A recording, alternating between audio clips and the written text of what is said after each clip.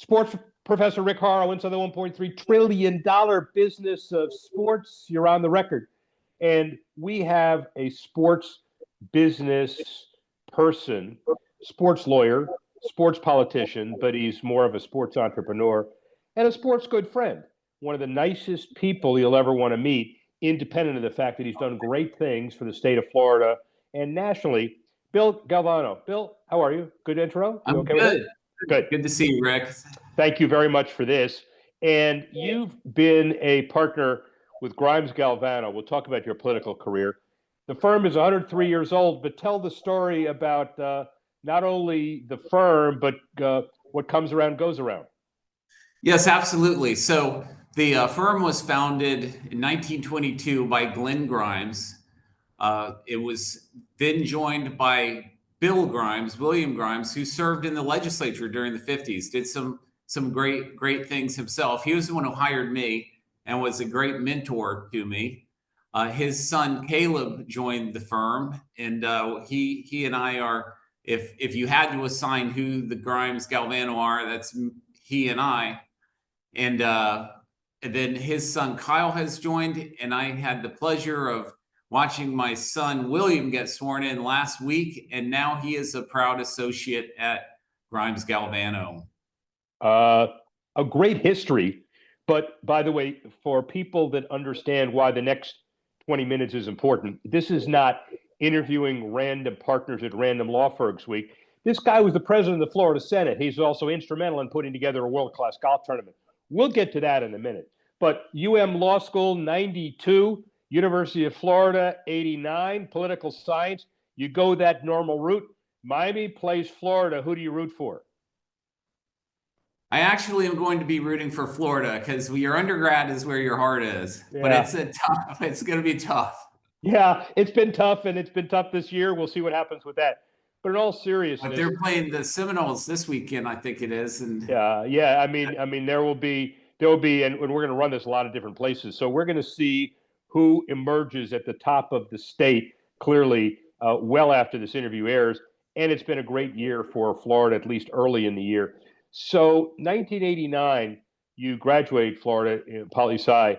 Was your destiny to run for office? Did you want to be a lawyer? What's the career choice at that time? So at that time, it was certainly to be a lawyer. When I was growing up, and I had always had an interest in politics. My mother was very patriotic, as was my father, and she instilled a lot of that in me. And it's actually pretty simple. I would read about these great politicians of the past, and for many years in this country, they were predominantly lawyers. So it went hand in hand. But I was involved politically at the University of Florida and was part of the Pi Sigma Alpha Political Science Honor Society, was in the College Republicans, all of those things. Yeah, and clearly there are a lot of people that went on to great things, and clearly the legal and political training to do good and do right transcended, especially for you. 8 years in the Florida House, 2012 elected to the Senate, and the president of the Florida Senate from 18 to 2020. Consensus builder. Obviously, it is a very difficult plateau. A lot of people striving for the same thing you did. How did you emerge on top? So you mentioned I served 8 years in the House, and eventually I became the Rules and Calendar chair in the House of Representatives. But in the House, I was handed some very, very complex and difficult issues. For example, I chaired and negotiated the compact with the Seminole Tribe of Florida, which you see where that has led all the way to legalized sports betting here in the state of Florida. I also dealt with some other structural issues within the chamber, and at the same time was conducting the Rules and Calendar, which is really the gatekeeper to what gets heard. So by the time I had gone over to the Senate, I had a reputation that I could point to, and a lot of folks were just naturally supportive, which I appreciated very much. Well, but the reputation you pointed to is the reputation of a consensus builder and a deal maker. A lot of people point to political reputations in a different way. So obviously, kudos to you to put that together. Before we get to your passion, which I think we all understand is golf, I was going to get to the legalized betting in Florida. That was heavy lifting with the compact issue. And you were one of just a few people in the country that had a similar responsibility, which was to negotiate respective Indian compacts among various tribes and Native American organizations while you were in the legislature. And so, easy, hard, long, short? Give me your impression. Very difficult because it's like playing three-dimensional chess. You have first the House, the Senate, and the governor's office. And at the time, it was Governor Christ. The House actually sued Governor Christ for exceeding his authority in the initial draft, so to speak, of the compact. We had the Seminoles operating at the time games that, pursuant to federal law, were not to be operated. And then you have an entire parimutuel community, some in South Florida who have the benefit of slots, others that don't. And I said on the House floor when I was presenting the bill, I said, I've never dealt with a group of entities that care more about what the other person doesn't get than what they can get. But I will accept the fact that we did build consensus. We made sure that there was something for everybody, and we're able to get that compact across the finish line and change the face of Florida betting. Well, but the whole notion of what you and others did around the country changed the face of betting in a larger context.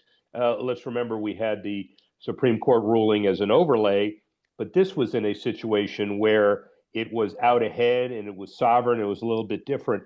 Give me the broad reaction that you have as you see the proliferation of gaming in every media outlet and every opportunity now in sports. Good thing, bad thing? So certainly, if you're talking about revenues and the ability to build infrastructure, support education, defense, the things that we do here in the state of Florida throughout the nation, it certainly has been a fantastic partnership. The Seminole tribe pays us almost $700 million a year. When I did the compact, it was based on $1 billion guarantee over five years.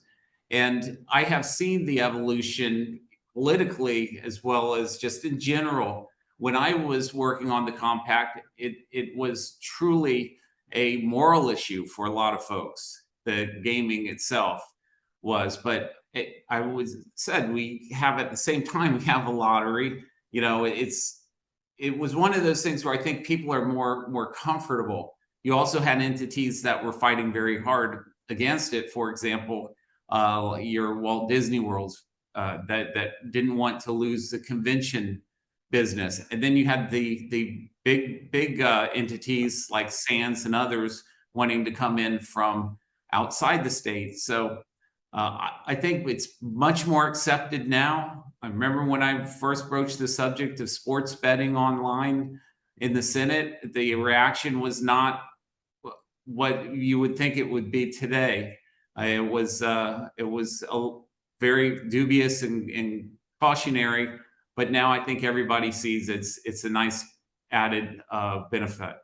Well, what do you think the biggest difference is? Is it the total moral difference in the country? Is it the if we don't do it, our next door neighbor is going to do it, and we're going to lose all the money? Is it a combination? Well, I think it's a combination. I think it's a lot of it was the unknown. What does this really look like? Is Florida going to turn into Nevada? No, it hasn't. And some of it is the reality, political and otherwise, that these activities are occurring without the participation and regulation that what happens when they are lawful and done under the supervision of the state. And I think that's been a big plus. We now have a gaming commission. At the time, we had the Division of Parimutuel Wagering in the DBPR, which was just a subsidiary of your general business regulation agency. Yeah. So, you go to, just going to pick a couple examples, a arena, and you see betting in that arena. Obviously, you go to Vegas, you have three major league professional sports franchises.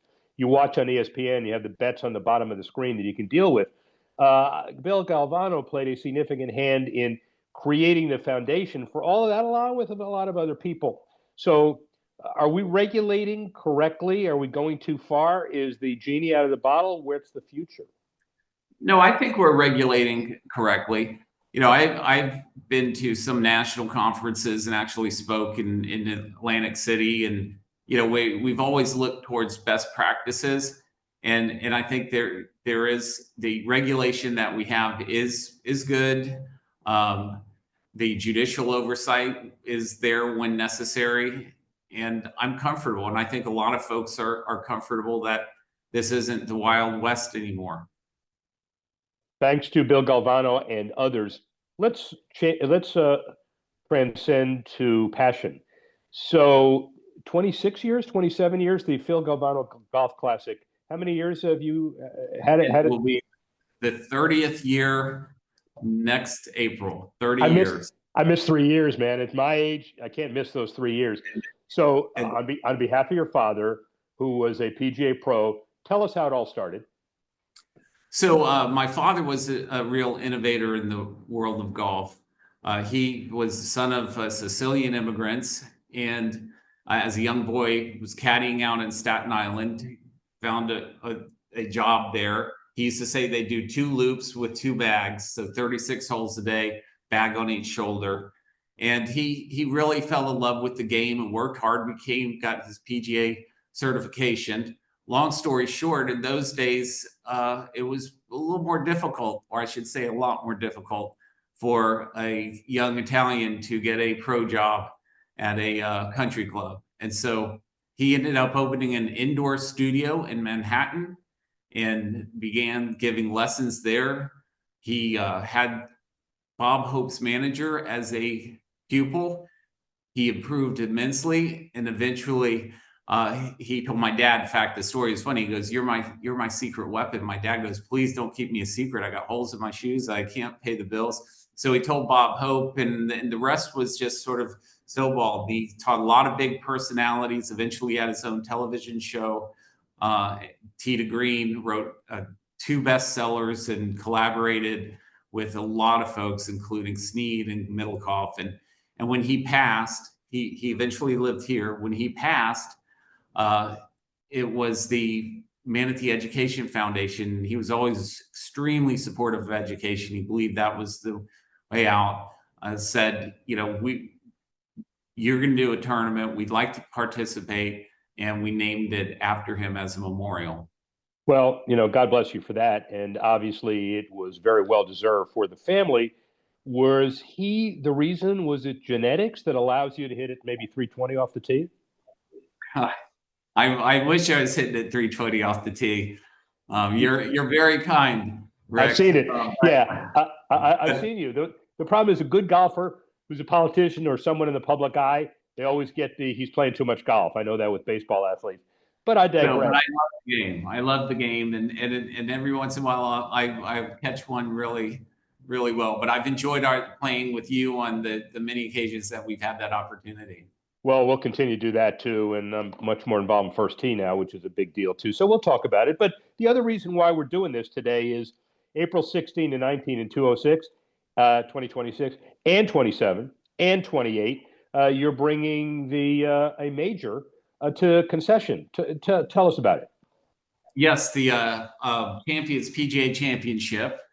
It's will be here for the next 3 years. It hasn't been in this state, that major championship, in 25 years.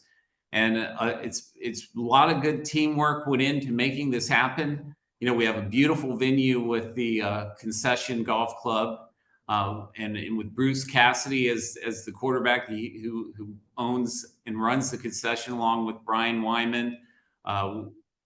We put in a lot of work to see this come to fruition, and Governor DeSantis has been very involved as well.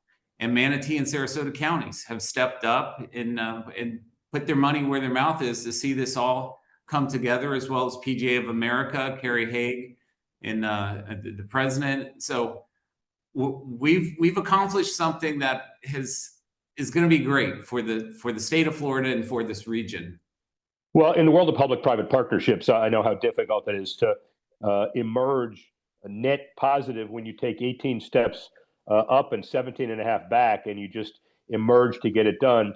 As you said, it was 60 years straight having that tournament in Florida, then not. And bringing it back required not vision. You have vision, but who makes the first step? Is it a simultaneous first step? City, county, state? How's that all come together? It's so I think the first step is establishing yourself. So the concession hosted the World Golf Championship. Right. It's hosted in NCAA championships, international amateur championships. So it has established itself as a significant venue, and the history there is phenomenal, with it being named after Jack Nicklaus conceding the 2-foot putt to Tony Jacklin at Royal Birkdale. And it's a Jack Nicklaus signature golf course in collaboration with Jacklin. And so it was the course interacting, course leadership. And I go back to Bruce and Brian to say, hey, we could do this. Let's reach out and say, we're interested in seeing this type of event come to this venue. And from there, it's a lot of interaction, a lot of discussions, a lot of, look, we can do this, come see the course. We're willing to make the commitment financially and otherwise to build the infrastructure. And it's at that point when you're going to the city, the counties. Yeah, to set the stage for that, as you said, it's been a hell of a ride for Bruce and Concession. Opening in 2006, 9 years later, they do have the NCAA championships, then the World Golf Championship, and the World Championship, World Champions Cup, which was amazing. Better way of putting it, kind of a three-way Ryder Cup for right. the seniors, and just incredible. But the course itself and the Jacklin Nicklaus commemoration, etc., this wouldn't have been possible but for the legacy the course brought. Exactly. You're not going to have this event just anywhere, and we know that. And the PGA, you know this, Rick, because of your knowledge of sports, but they come out, you audition, they look, and they understand what has to happen.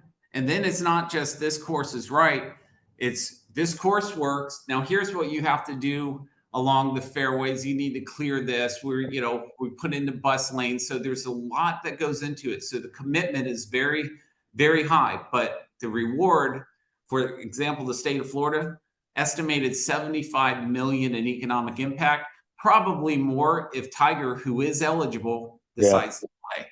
Yeah, we've mentioned that before. This is a clarion call. Hey, look, it takes him 12 and a half minutes by helicopter. We know that.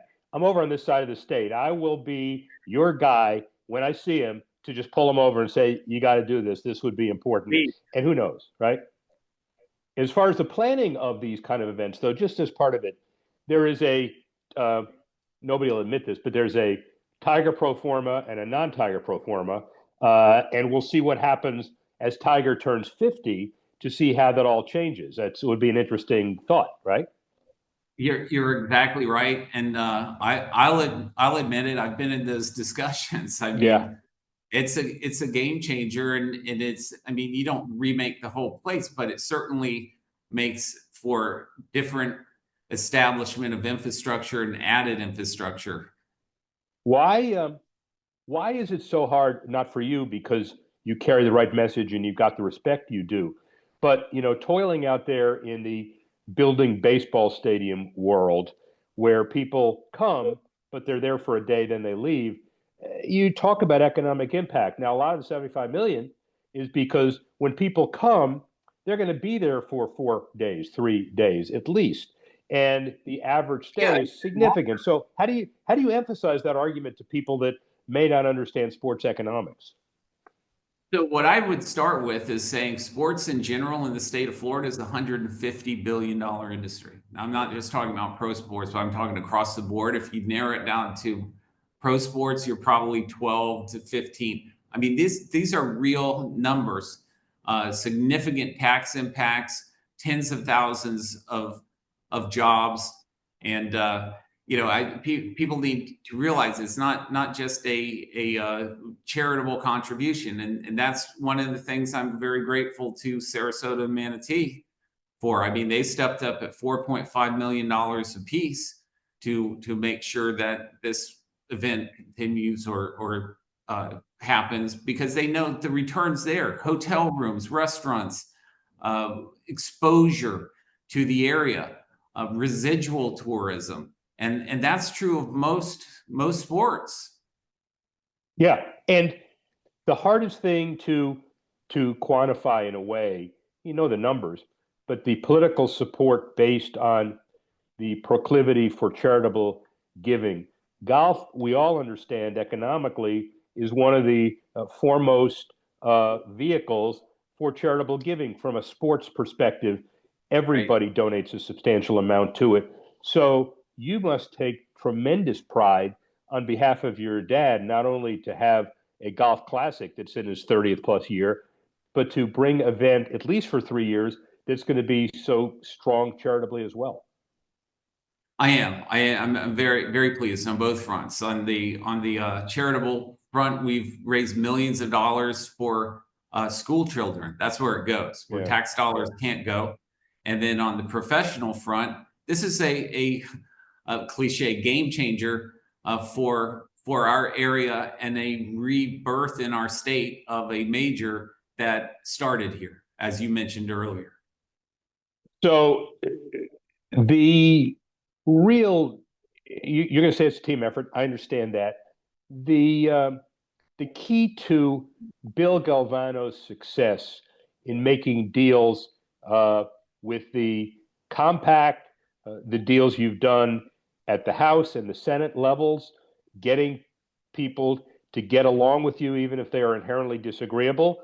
What's the most important aspect of that, or trait of that, or how do you attribute keys to your own success?